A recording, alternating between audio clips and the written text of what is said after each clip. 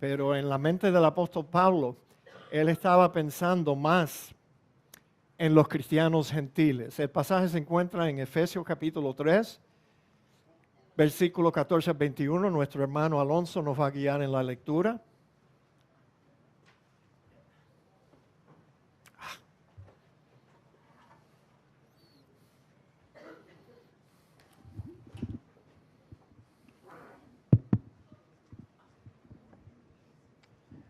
Buenos días, hermanos. Continuando con nuestro estudio por el libro de Efesios, nos encontramos en el capítulo 3, comenzando en el verso 14.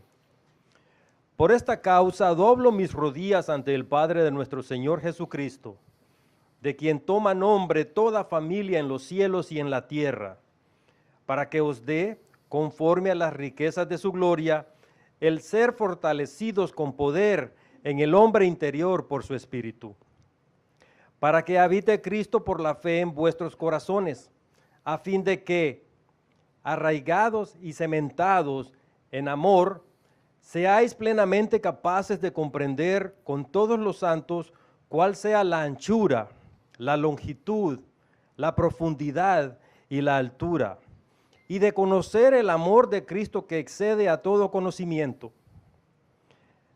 para que seáis llenos de toda la plenitud de Dios. Y a aquel que es poderoso para hacer todas las cosas mucho más abundantes de lo que pedimos o entendemos, según el poder que actúa en nosotros, a Él sea gloria en la iglesia, en Cristo Jesús, por todas las edades, por los siglos de los siglos. Amén. Amén, gloria a Dios. Gracias, hermano Alonso. Oremos, hermano. Padre, gracias te damos por la bendición de estar reunidos. Señor, son muchas tus bendiciones. Tu amor es tan grande, tan inmenso por tu pueblo, que cada día derramas bendiciones sobre cada uno de nosotros. Queremos conocerte mejor, comprenderte, y te pedimos que nos ayudes, oh Dios, a entregarnos ahora de lleno al estudio de esta porción de la Escritura. Te lo pedimos en el nombre de Cristo Jesús. Amén. Amén. Vamos a darnos un saludo mientras que nos sentamos todos los hermanos aquí, especialmente nuestras visitas. Le damos un saludo caluroso. Muy bien, mis amados hermanos. En los versículos 14 al 21, Pablo ora por los efesios expresando sus más profundos deseos a favor de ellos. Esta oración se considera como la oración más sublime, más majestuosa de todas las oraciones del apóstol Pablo en todas sus epístolas. Esta es la principal. Tenemos que reconocer o recordar que esta oración de Pablo fue escrita por inspiración divina. Así que esta oración no solamente revela las peticiones del apóstol Pablo a favor de los efesios, sino que también es el deseo de Dios por todo su pueblo. Nosotros que hemos tenido la dicha de conocer a Cristo por gracia y por la misericordia de Dios, sería bueno que hoy conociéramos los profundos deseos de Dios para con nosotros, su pueblo. Lo que vamos a estudiar hoy no es solo el deseo de Pablo, sino que realmente Dios solo usó al apóstol Pablo como un instrumento, inspirándolo, para que él escribiera los profundos deseos de Dios para con todos sus hijos. Noten la introducción a esta oración. Pablo dice, por esta causa. Fíjense, esa es la misma expresión que el apóstol Pablo utilizó en el primer versículo del capítulo 3 de la epístola. Por esta causa, por esta causa. Y es la misma causa, la misma causa. Nosotros que estamos viviendo ya en el siglo XXI, no podemos apreciar bien el impacto que tuvo la causa a la cual Pablo se estaba refiriendo aquí. El deseo de Dios era de salvar al mayor número de gente, de seres humanos. El deseo de Dios es que todos los hombres fueran salvos y vinieran al conocimiento del Hijo de Dios. Pero acuérdese, esa palabra todos no siempre significa todos. Pero Dios supo que para ganar al mayor número de gente, Él tenía que abrirle la puerta a los gentiles. Porque si se hubiera quedado con el pueblo de Israel, señores, ustedes han visto en un mapa lo pequeño que es el territorio que Israel ocupa. Es más pequeño que Ecuador, más pequeño. It's like the New Jersey. Es un pueblecito así chiquitico, pero la idea de Dios era de ganar al mayor número. Entonces Dios supo cómo hacerlo. Yo voy a incluir a los gentiles en las bendiciones, en la oferta del mensaje del Evangelio. Y así el Evangelio de mi Hijo se va a esparcir por todo el mundo y mucha gente van a ser salvos. Ahora, nosotros no podemos realmente apreciar ese cambio, porque hasta ese momento, en la vida del apóstol Pedro, Pablo y los otros, Dios solamente estaba trabajando con Israel. Pero ahora el tiempo de los gentiles iban a comenzar. Íbamos a entrar en la época en que Dios iba a reunir la plenitud de los gentiles.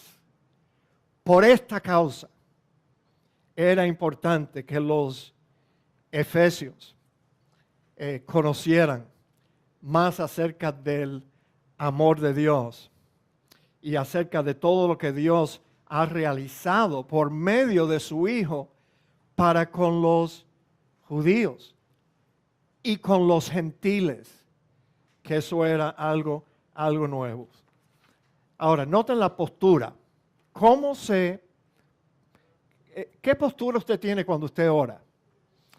Bueno, los judíos acostumbraban a ponerse de pie para orar. Ponerse de rodillas manifestaba una solemnidad especial y una urgencia extraordinaria. Yo creo que lo mismo nos pasa a nosotros, ¿no es cierto? A veces, aún en nuestros cultos, oramos sentados, otras veces nos ponemos de pie. Pero cuando usted o yo tenemos una necesidad apremiante de algo importante, entonces sí nos ponemos de rodillas, ¿no es cierto? Y es por eso que el apóstol Pablo dice que yo doblo mis rodillas, indicando la intensidad de sus deseos y su profunda sinceridad. La oración también, noten algo muy importante, muy importante. La oración está dirigida al Padre de nuestro Señor Jesucristo, de quien toma nombre toda familia en los cielos y en la tierra. Noten algo muy importante. Ni Pablo, ni ninguno de los otros apóstoles jamás le oraban al Espíritu Santo de Dios. Así que si usted acostumbra a pedirle algo al Espíritu Santo de Dios, reconozca que usted está haciendo algo extra bíblico, que no fuimos enseñados así. Los discípulos le pidieron al Señor un día, enséñanos a orar. Y Él les dio una oración modelo. Padre nuestro que estás en los cielos. Nosotros hacemos nuestras peticiones a Dios el Padre. Sí. Y terminamos pidiendo todo lo que le pedimos a Dios en el nombre de Cristo. Pero jamás somos enseñados a orar al Espíritu Santo. Pero tú sabes, yo hoy voy a ser honesto y cortante como siempre lo soy. ¿Tú sabes por qué los cristianos modernos hoy le oran al Espíritu Santo? ¿Sabes por qué? Porque no conocen al Padre muy bien. No conocen al Hijo muy bien como deben conocerlo. Entonces ellos quieren inventar un tercer Dios. Uno tercero. Sí. Poder. Ya. Entonces ellos le piden a un tercer Dios. Pero la Biblia dice que el Espíritu Santo es el Espíritu de Cristo. La Biblia enseña que el Espíritu Santo toma lo que es de Cristo y nos lo da a conocer. Él no es otro Dios y la Biblia nunca nos manda a cantarle al Espíritu. No, yo creo que hay muchos cristianos que tienen complejos de espiritistas. Ese es su problema. Si ellos quieren ser espiritistas cristianos y ellos piensan que el Espíritu les va a conseguir lo que no más nadie le puede dar. Pero no, mis amados hermanos. El apóstol Pablo dijo que él dobla sus rodillas ante el Padre y él hacía sus peticiones al Padre por medio de Cristo, en el nombre de Cristo. Déjeme decirle algo acerca del nombre de Cristo. El nombre de Cristo no es como la palabra abracadabra. Sí, los cristianos hoy en día tú los oyes hablando, uy, el poderoso nombre de Cristo. Como si ellos han encontrado en Cristo una palabra más fuerte que abracadabra. Ahora es el nombre de Cristo que ellos lo utilizan de esa forma. ¿Sabe lo que la Biblia dice de nuestras oraciones? Santiago dijo, yo creo que fue Santiago, que no tenemos lo que deseamos. Muchos cristianos no tienen lo que desean porque no piden. Y otros no tienen lo que desean porque piden mal. ¿Cuántos de ustedes estuvieron orando? Ay, mi Diosito, dame los números de la lotería y yo le voy a comprar al pastor una nueva iglesia. Yeah.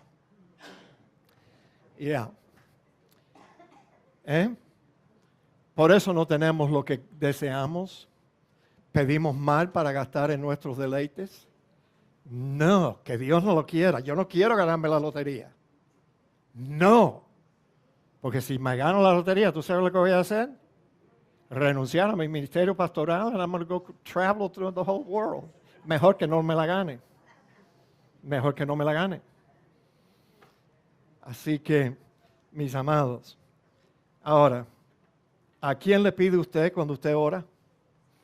Debemos de, no inventen otra práctica. Debemos orar como Cristo oraba, al Padre. Debemos orar como Cristo nos enseñó, que es la forma correcta para un cristiano a orar. Ahora, yo no estoy menospreciando al Espíritu Santo. No. Él tiene una parte muy importante en nuestras oraciones. Porque Pablo dice que el Espíritu, que tú no puedes ver ni yo tampoco, nos ayuda con nuestra debilidad. Cuando no sabemos qué pedir, Él intercede por nosotros sin tú darte cuenta. Y le das a conocer a Dios las peticiones que tú le estás tratando de hacer y no sabes cómo pedir. Así que el Espíritu Santo está aquí. No vayan a pensar que yo no creo en la Trinidad, no vayan a pensar que yo no creo en el Espíritu Santo. Por favor, no me ofendas. ¿Tú sabes? Hay mucha gente que han sido enseñados que los bautistas no creen en el Espíritu Santo. ¿Tú puedes creer eso? Los bautistas. Marvin, hay gente así en Honduras que los bautistas no creen en el Espíritu Santo. La próxima vez que una hermanita me pregunte a mí eso, yo le voy a decir, no, hermana. No, los bautistas no creen en el Espíritu Santo. No, nosotros creemos en Blancanieves y los 7 enanitos. Tú sabes, porque es una pregunta tan estúpida, tan tonta. ¿Cómo no vamos a creer en el Espíritu Santo? Pero anyway, mis amados hermanos, ¿a quién le ora usted? Bueno, hay mucha gente, tú sabes, que le oran a los santos, a los ángeles, a María, a San Lázaro, que no pueden hacer nada por ellos. Pero Pablo está demostrando en esta oración que él estaba orando al Dios verdadero. ¿Conoce usted al Dios verdadero? Solo cuando oramos al Padre de nuestro Señor Jesucristo es que nos estamos comunicando con el único Dios verdadero. No hay otro. Porque el único Dios verdadero fue el que engendró a Jesucristo en el vientre de María. Ese es el único Dios verdadero. No hay otro. Jesucristo oró diciendo un día, y esta es la vida eterna, que te conozcan a ti, el único Dios verdadero, y a Jesucristo a quien has enviado. Noten también que este Padre de nuestro Señor Jesucristo es también el Dios de quien toma nombre toda familia en los cielos y en la tierra. ¿Sabe lo que eso significa? No le busques otra vuelta. Pablo se estaba refiriendo a que Dios nos creó a todos nosotros. Él es nuestro Dios porque Él es también, no solo nuestro Salvador, Él es nuestro Creador. Todos tenemos nuestro origen en ese Dios que fue el Padre de nuestro Señor Jesucristo. Noten la seguridad que Pablo demuestra en esta oración, cuando él dice, para que os dé, conforme a las riquezas de su gloria, el ser fortalecidos con poder en el hombre interior por su espíritu.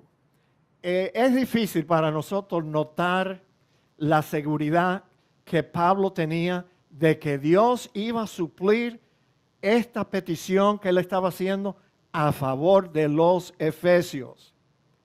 Para estar seguro de que Dios va a contestar nuestras peticiones, esto no necesariamente requiere una gran fe.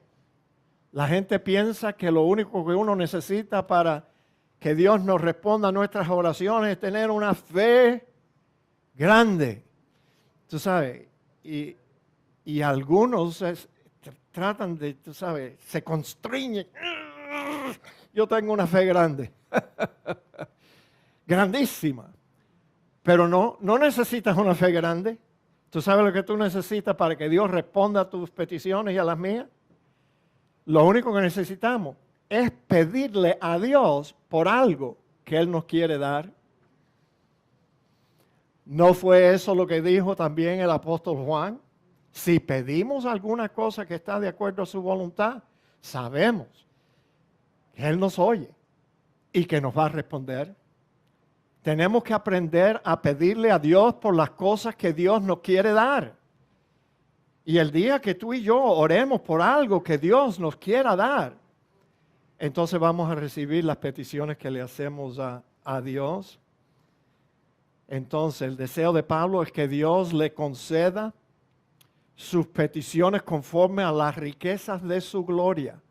Fíjate, Dios es tan rico que Él no tiene que preocuparse de que nos va a bendecir demasiado, que se van a agotar las riquezas de su gloria. No, las riquezas de la gloria de Dios son ilimitables.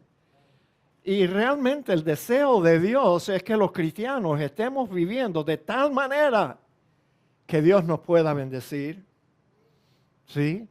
Ahora, Dios tiene que retener muchas bendiciones sobre mi vida y sobre la tuya cuando no andamos bien, cuando no estamos bien con Dios. Noten el contenido de la oración. Para que os dé conforme a las riquezas de su gloria el ser fortalecido con poder en el hombre interior por su espíritu, para que habite Cristo por la fe en vuestros corazones, a fin de que arraigados y cimentados en amor seáis plenamente capaces de comprender con todos los santos cuál sea la anchura, la longitud, la profundidad y la altura, y de conocer el amor de Cristo. Son tres cosas por las cuales Pablo pide, pero estas no son peticiones aisladas, sino que más bien son como escalones. Tú sabes, una petición está unida a la otra y así vamos ascendiendo. Noten, la primera petición, para que os dé conforme a las riquezas de su gloria el ser fortalecido con poder en el hombre interior por su espíritu.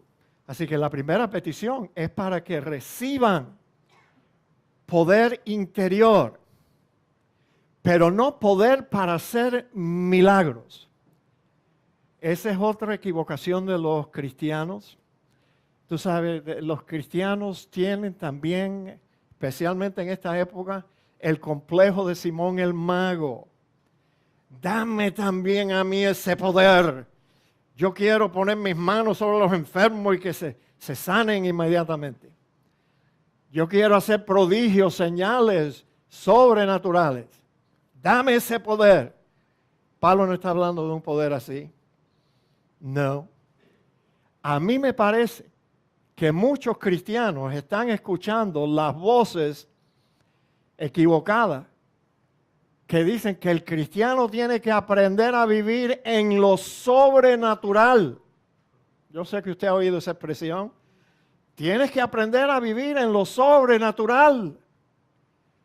¿Saben lo que le pasa a un cristiano que trata de vivir toda su vida cristiana en lo sobrenatural? Ese cristiano va a terminar no sabiendo cómo vivir la vida cristiana en lo normal. Ese es el problema. Los cristianos que andan buscando de un milagro a otro, una señal a otra, un sueño, un testimonio de algo que espectacular. Están tratando de vivir la vida cristiana en lo sobrenatural. Pero de sobrenatural ellos no ven nada. Y por tanto no aprenden a vivir la vida cristiana normal y exitosa. Normal, digan amén. Por si acaso aquí hay alguien que está tratando de vivir la vida en lo sobrenatural, apaga el radio, chico. Apaga la televisión. No estés escuchando las voces de esos apóstoles, que apóstoles no son. No son apóstoles verdaderos de Cristo. ¿Sabe cómo yo lo sé? Porque Cristo solo tuvo 12 apóstoles. 12. Uno se ahorcó porque no... Y se reventó por la mitad también, porque ni siquiera eso lo pudo hacer bien. Trató de ahorcarse y después se cayó la soga y se partió el palito que él estaba usando para ahorcarse y se reventó por él. Y yo creo que después que Judas se ahorcó y se reventó por la mitad, ya Dios estaba preparando, ¿sabe a quién? No a Matías. No, señores. Ya Dios iba a reemplazar al Judas sinvergüenza ese con Saulo de Tarso, el más grande de los apóstoles. Sí, mis amados hermanos. Pablo ora para que seamos fortalecidos en el hombre interior, tú sabes. O sea, la mente, la voluntad, la conciencia, las emociones, el asiento de la vida psíquica y espiritual del ser humano. Ahí es donde Pablo quería que los efesios fueran fortalecidos en el hombre interior. ¿Se acuerda que Pablo escribió? Por tanto, no desmayamos antes, aunque nuestro hombre exterior se va desgastando. El interior, no obstante, se renueva de cada día. Yo creo que a algunas hermanas se les olvidó cuánto sus cuerpos se están desgastando. Algunas no podían ni caminar sobre la arena. Se caían. Y después para levantar una hermanita de esa, a veces tomaban 2 hombres fuertes. Porque es cierto, el hombre exterior no hay forma de evitarlo. No vayas a pensar que tú vas a encontrar un colágeno o una vitamina que va a parar, frenar el reloj del tiempo. No, señor. El hombre exterior se va a desgastar. Yes, pero el interior, dice Pablo, es el que se renueva. Es el que cobra ánimo, como el águila, y vuela. Yes. Ahora, ¿cómo se fortalece el hombre interior?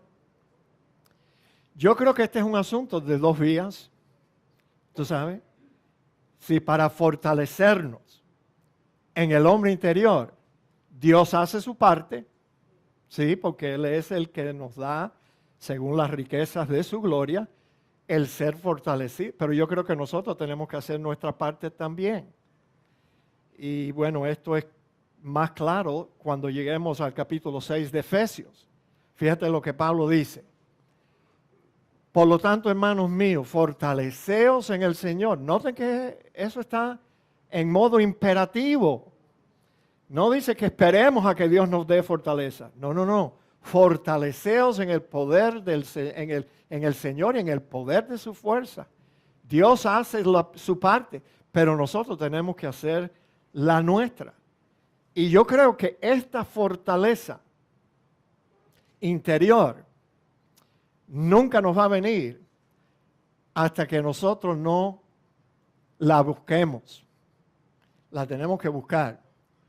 Y la fortaleza del Señor no nos va a venir como respuesta a una petición. Así que no vayas a pensar que tú te puedes poner de rodillas un día y decir, Señor, fortaléceme, fortaléceme. No, no, no. El pasaje dice, fortalécete. Y yo creo que esa fuerza no viene a ningún cristiano que descuida su comunión con el Señor y su estudio de la palabra de Dios. Así que olvídate. Si descuidamos la palabra de Dios, no la estamos leyendo, no tenemos hambre y sed de justicia, no estamos alimentándonos. Oye, si usted no alimenta bien a un hombre que levanta pesas, tú sabes, y tiene los muslos así, grandotes, si él no se alimenta bien, pronto, esos músculos se van a convertir en pellejitos. Sí, tenemos que alimentarnos con el alimento sólido de la palabra de Dios. Y entonces tenemos que ejercer lo que la palabra de Dios nos está enseñando. Y entonces, tú sabes, la práctica de lo que ya entendemos, de lo que ya conocemos, nos ayuda a fortalecernos en el Señor. Díganme amén. Ahora fíjate, Pablo ora para que fuéramos fortalecidos con poder en el hombre interior, para que habite Cristo por la fe en nuestros corazones.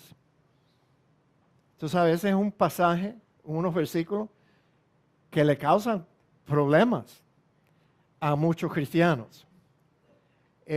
Porque aún nosotros pudiéramos pensar, ven acá, pastor, la Biblia nos dice que el Espíritu Santo ya vino a ser una morada en nosotros y de que el Espíritu Santo prometió de que no nos iba a abandonar. Entonces, ¿por qué por qué Pablo está pidiendo que habite Cristo por la fe en nuestros corazones? Ya Cristo está en nosotros, ¿no es cierto? Amén. Bueno, fíjese, la palabra habite que Pablo utilizó es la traducción de un verbo que en griego significa habitar cómodamente como en su casa. Yo no sé si alguna vez usted ha tenido que vivir en la casa de otro, que lo recibió a usted como visita. ¿No es verdad que uno no se siente tan cómodo en la casa de otro como uno se siente en tu propia casa? En tu propia casa. Entonces lo que Pablo quería era que Cristo pudiera habitar en ellos cómodamente como si estuviera en su casa. Y en efecto, nuestros cuerpos son el templo del Espíritu Santo. Es su casa, no la nuestra. Ahora, fíjate, lo que Pablo deseaba era que la presencia de Cristo en ellos pudiera ser real y predominante. Visto de otra forma, en algunos cristianos Cristo apenas está presente, porque nosotros lo hemos apagado, lo hemos ofendido, o pensamos que lo hemos recibido, pero después le decimos, Señor, métete en ese closet, no salgas de allí hasta que yo no te dé permiso. El resto de la casa es mía. En un cristiano así, Cristo apenas está presente. En otros, Él es prominente. Pero todavía en otros cristianos, Él es preeminente. Ahora, ¿qué haríamos nosotros si supiéramos que el Señor Jesucristo va a venir a nuestro hogar a hacernos una visita a las 3 de la tarde hoy domingo? Bueno, yo creo que algunos de nosotros nos volveríamos locos, ¿no es cierto? Ya. Algunos de nosotros nos levantaríamos de la silla en la iglesia. Corre, que tenemos que ir a arreglar las cosas allá en la casa. Tenemos que limpiar. Hay muchas revistas que tenemos que botar, sacarla, esconderla, porque no queremos que Cristo vea. Muchas cosas que tenemos en el hogar. De seguro que muchos de nosotros vamos a tener que apagar el televisor, desconectarlo para que no se nos ocurra prenderlo cuando el Señor está en la sala y vea los programas. ¿Ustedes están viendo las novelas en Toilet Mundo?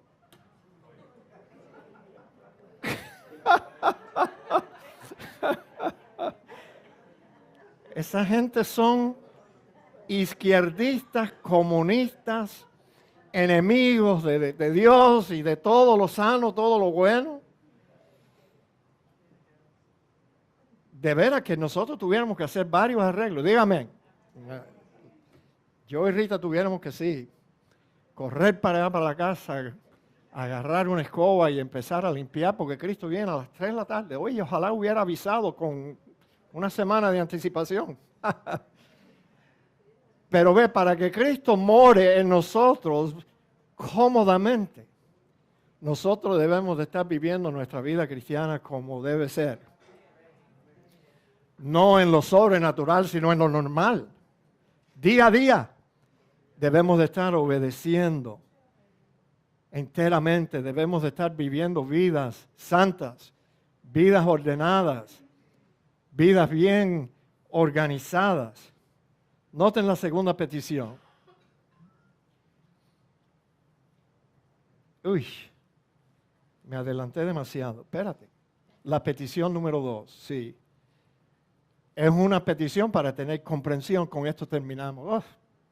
Si ya se nos acabó el tiempo. Muchos comerciales, poco tiempo para la palabra de Dios. ¿Ves? Tenemos que ajustar eso la semana que viene. Pero mira, la segunda petición es para tener comprensión. Para que habite Cristo por la fe en vuestros corazones, a fin de que arraigados y cimentados, fíjate, en amor, seáis plenamente capaces de comprender, noten esos verbos, comprender con todos los santos, porque todos estamos en el mismo bote, cuál sea la anchura, la longitud, la profundidad y la altura, y de conocer, otro verbo, que no es lo mismo, ni se escribe igual. Comprender y conocer el amor de Cristo que excede a todo conocimiento, para que seáis llenos de toda la plenitud de Dios. Mire, con esto vamos a terminar. El pensamiento de Pablo está centrado en esas dos palabras, comprender y conocer.